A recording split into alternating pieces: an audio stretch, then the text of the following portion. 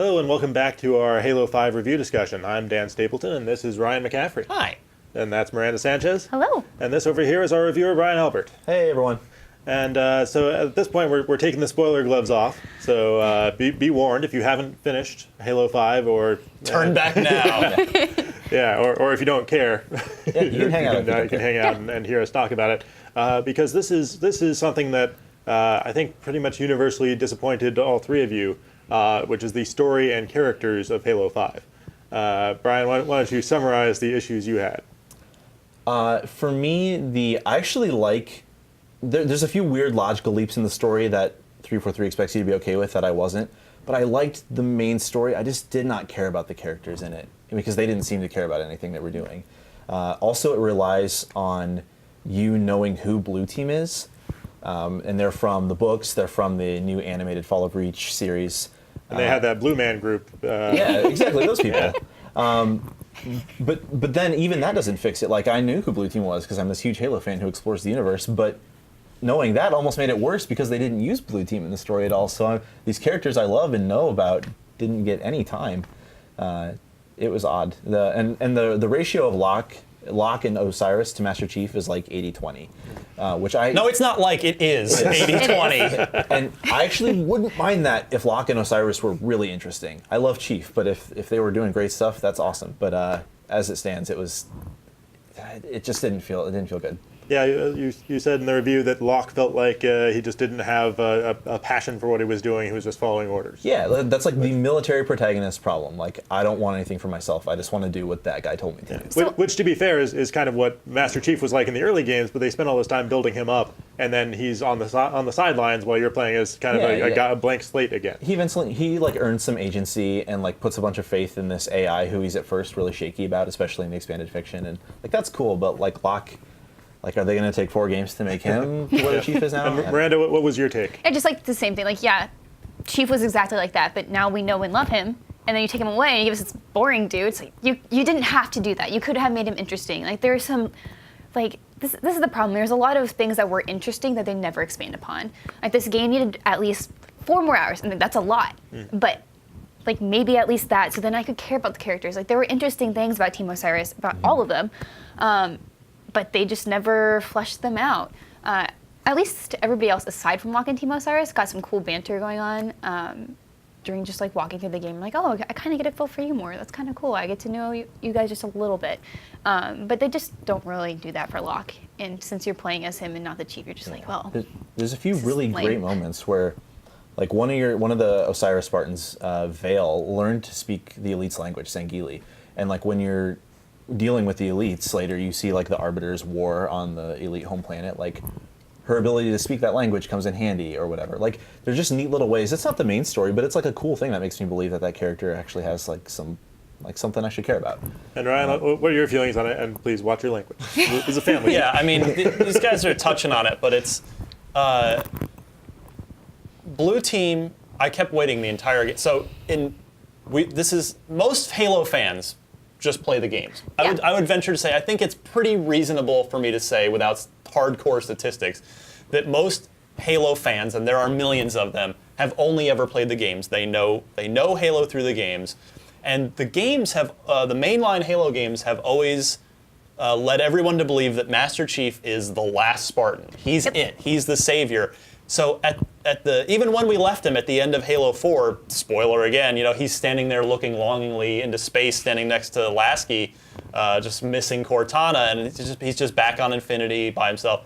And then when Halo 5 starts, there are 3 other Spartans. We have no idea who they are, where they came from, and they all seem to know each other. And yes, I read The Fall of Reach, and it's a fantastic... It's not War and Peace, but it's a great Halo story. Yeah. And it does make Fred, Linda, and Kelly really cool. But like, Linda is this amazing sniper. She's a marksman, and but you never and she in the first mission mission 2 with Blue Team, she's carrying a sniper rifle, but the game never conveys anything of that's her thing. She's like an awesome sniper. You're just never given anything about Blue Team until there's literally one exchange of dialogue in the entire game, and it's on the space elevator mission where you're Fire Team Osiris, and one of them, I forget which, asks Locke, so why why does Blue Team, why do they follow around Chief? You know, this guy is off doing his own, you know, running renegade He's here. AWOL, yeah. Yeah. Why are they following him? And so and Bucker, I think one of them says, well, they trained together, they grew up together, they ran the most combat missions of anybody together. And then someone else says, oh, so they're like family. Yeah. That's it. That's all you get on Blue Team for the entire game. And then with Osiris, we get a couple of hints here and there about Locke's interesting past. You know, there's one point where, I mean, we're spoilers, so Yeah. Cortana's like, oh, I know about you, Mr. Oni guy.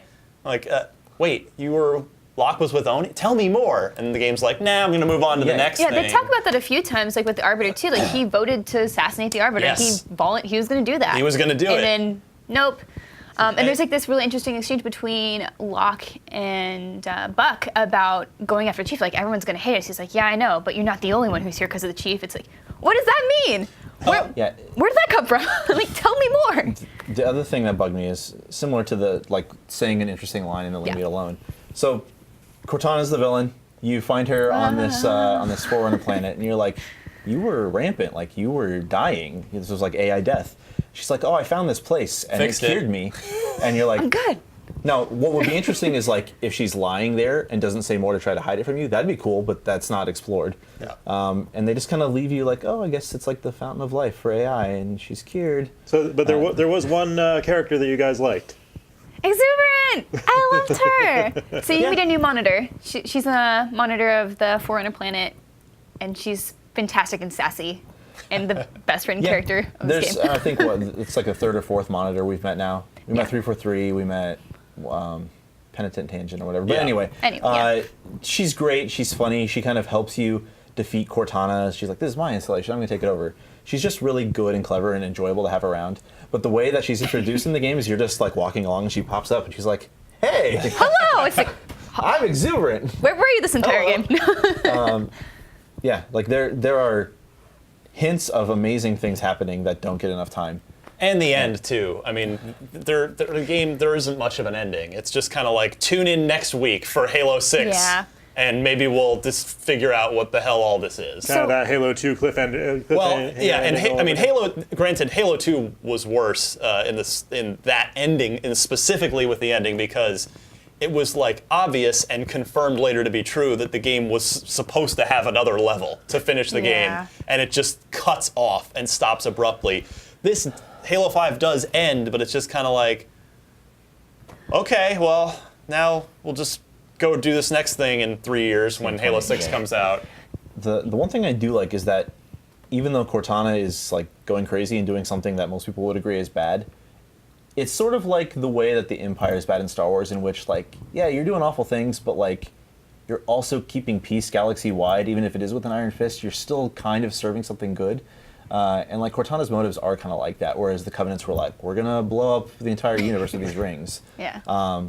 You know, it's like a good solution an AI would think is appropriate, where it's like the numbers make sense, but she doesn't quite have the humanity to get what she's doing. So like, there's something there that makes me like appreciate that. Also, I kind of like evil Cortana. She's funny, and I just wish they told us like why she's evil. Like because she cured her rampancy, like why is she bad now? Like is it because she stayed like with her rampant mind, or is it like what? Why? Another unexplored cool thing. Yeah. One of those things. All right, guys. Well, thank you for going over that with us, and for much more on Halo 5, stick with IGN.